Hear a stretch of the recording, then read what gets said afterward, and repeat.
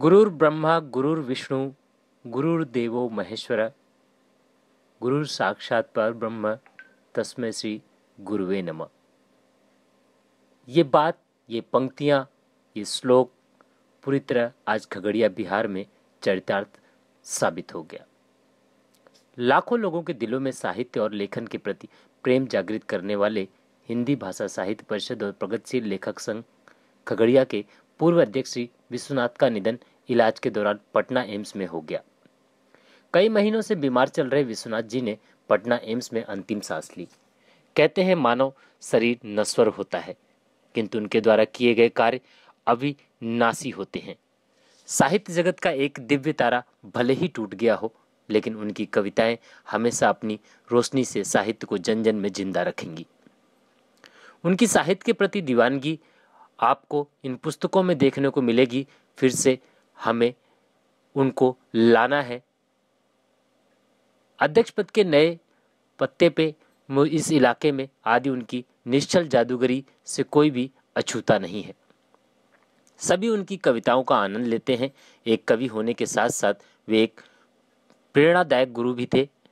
झूठे आडंबरों से दूर उनका व्यक्तित्व सादगी से भरा था, जिसके कारण वे अपने विद्यार्थियों के बीच अत्यंत लोकप्रिय थे। आज हर वो आंखें नम होंगी जिन्होंने उनके साथ उनकी जीवन यात्रा में वक्त गुजारा है और उनके साथ कुछ पल गुजारा है। ऐसे ही कुछ यादगार पल कुछ छात्रों द्वारा, कुछ उनके विद्यार्थियों द्वारा हमें कुछ पत्र मिले हैं, जिनके कुछ अंश हम आपके सामने रखने का प्रयास करते हैं। मेरी सर से पहली मुलाकात डीएवी खगड़िया में विद्यार्थी के रूप में हुई थी। उनके पढ़ाने का तरीका ऐसा था जो हिंदी जैसे बोरिंग समझ जाने वाले विषय को भी रोचक बना देता था। कई बार जब किसी काम को लेकर मेरा आत्मविश्वास हिलने लगता था तो वे सर ही थे जिसने अपनी प्रेरणादायक बातों से मेरा मनोबल बढ़ाया।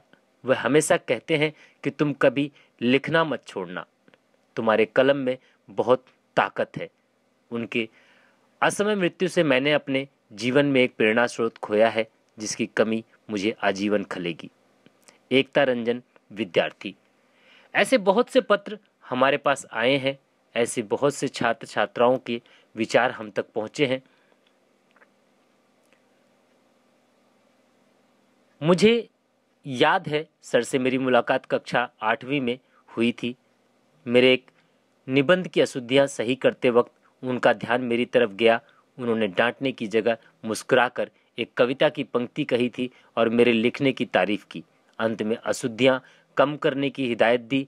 उनके साथ पढ़ते पढ़ते मुझे साहित्य लेखन और पढ़ने में रुचि बढ़ी। उन्होंने हमेशा सबको साहित्य से प्रेम करना सिखाया।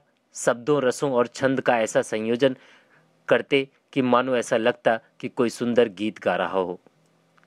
शायद उनकी कमी कभी पूरी ना हो पाए, लेकिन उनकी कृतियां हमेशा प्रकाश फैलाती रहेंगी। वो हमारे साथ तो नहीं, पर जहां रहें खुश रहें। ये भी पत्र उनके एक विद्यार्थी प्रज्ञा भारती का है। इन शब्दों से उस महान पुरुष की छवि और उसके कद और उसके व्यक्तित्व की पहचान होती है। आज चाणक्य न्यूज इंडिया परिवार निःशब्द है। कहने के लिए हमारे पास कुछ नहीं है। हम सिर्फ उन्हें सत सत नमन कर सकते हैं। खगड़िया बिहार से सह संपादक राजेश सिन्हा की रिपोर्ट।